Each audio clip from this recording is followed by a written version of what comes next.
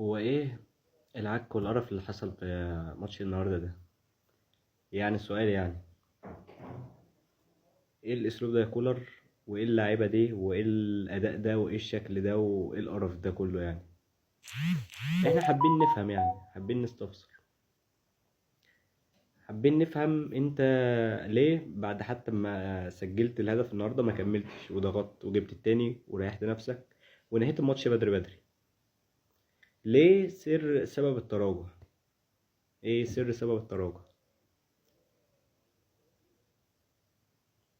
ايه سر سبب الخرا اللي انتوا قدمتوه ده؟ انا نفسي افهم يعني. وايه سر مثلا انك ما يعني بتبدأ بالشناوي ليه يعني؟ ايه سر ان مصطفى شوبير ما ياخدش فرصة؟ انا نفسي افهم. الشناوي بقاله فترة زفت، وحتى لما بيتألق احنا بنقول شوبير يلعب عشان الشناوي مش زي الاول. الكورة بيمد ايده كده. ايه يا عم ده يا عم؟ الكورة مش هي اصعب حاجة يعني. وغير العبث بتاع ياسر ابراهيم في التغطية. ليه؟ ما هو اكيد برضه هو بسبب التراجع ده هتلبس جول. يعني مش عشان اللعيبة بس يعني، عشان كولر، عشان مجلس الإدارة اللي ما جابلناش صفقات عدلة. إنك أنت أصلا كنت محتاج تجيب ونجات. خد الكلام من هنا ونفض من هنا. وحتى وسام النهارده ما جالوش يعني يا عيني ولا كورة. الواد تايه. كل كورة تيجي لحسين وإمام كل واحد فيهم بيتقانى وعايز يتفزلك فيها. فليه؟ ما فيش حد فيهم لابس الاتنين دول. لو قلت أنا كنت قايل من امبارح لو مركزين وكده هيعملوا ماتش جامد. بس هو يعتبر في أنانية مفرطة يعني. في كل واحد اللي هو بيفكر يلعب لنفسه بس. ابتدى الماتش الزمالك كان بقى ضاغط. وبعدين المباراة بقت متنقلة من نص الملعب بتاعنا لنص الملعب بتاعهم. المباراة كانت رايحة جاية. المباراة يعني ما كانش في فريق عامل خطورة قوي إلا وسام. يعتبر الخطورة قوي اللي كانت في أول تلت ساعة، في الدقيقة حاجة 21 أو 22 تقريبا بالظبط يعني. اللي هي كانت كرة فاول، لعبة كويسة جدا على الجون صدها عواد. بعدين الاهلي يعتبر كان ماسك كوره شويه نوعا ما. وبعدين المباراه اللي هي ابتدت في اخر الشوط الاول في الدقيقه 40. اكرم توفيق خد كوره لعبها لتاو. تاو سندها له جوه المنطقه. تاو سندها له ودخل بالكوره جوه المنطقه وقدر ياخد ضربه جزاء. انا من وجهه نظري من اول مره كنت شايفها ضربه جزاء.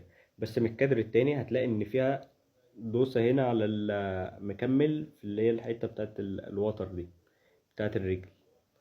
فهي يعني انا كنت شايف في الاول مش ضربة جزاء، بس الكادر التاني كان واضح انها ضربة جزاء. فانت مثلا المفروض بعد ضربة الجزاء دي انك انت تضغط وتجيب التاني. حتى ما قدرتش في اللي هو الوقت الاضافي في الشوط الاول اللي هو كان 10 دقايق. تنزل الشوط التاني بقى مركز، مش تسيب اللعب خالص للزمالك وتسيب الجيم وتسيب نص الملعب وتسيب كل حاجة وتفضل متراجع ورا. ده مش اسلوب يعني يكسبك بطولة. ده مش شكل. انت هتلاعب العين الاماراتي، هتلعب انتر كونتيننتال، هتلعب كاس عالم للانديه. تستعد للدوري الجديد، تستعد للبطولات الجاية، تستعد لدوري الأبطال. بالشكل ده مش هتاخد بطولة. من الآخر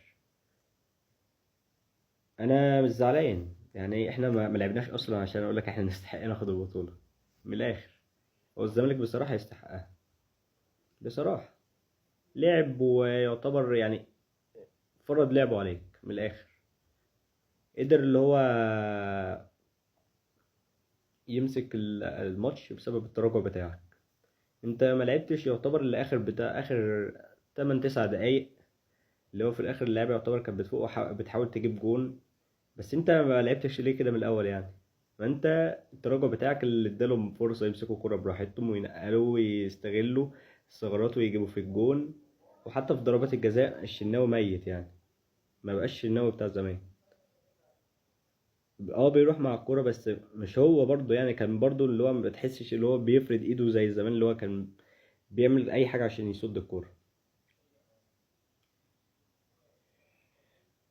فهارد لك لينا كجمهور الاهلي.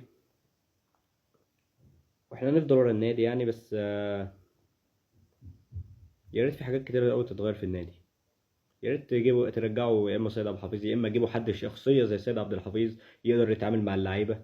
يا ريت تقدروا اللي هو تلحقوا الموسم من بدري. يا ريت تلحقوا تشتغلوا على النواقص اللي في الفريق، ومش هنتكلم تاني في حتة الصفقات عشان الواحد اتخنق من الآخر يعني.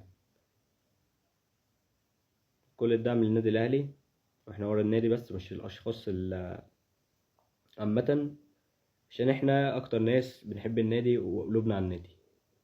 السلام عليكم.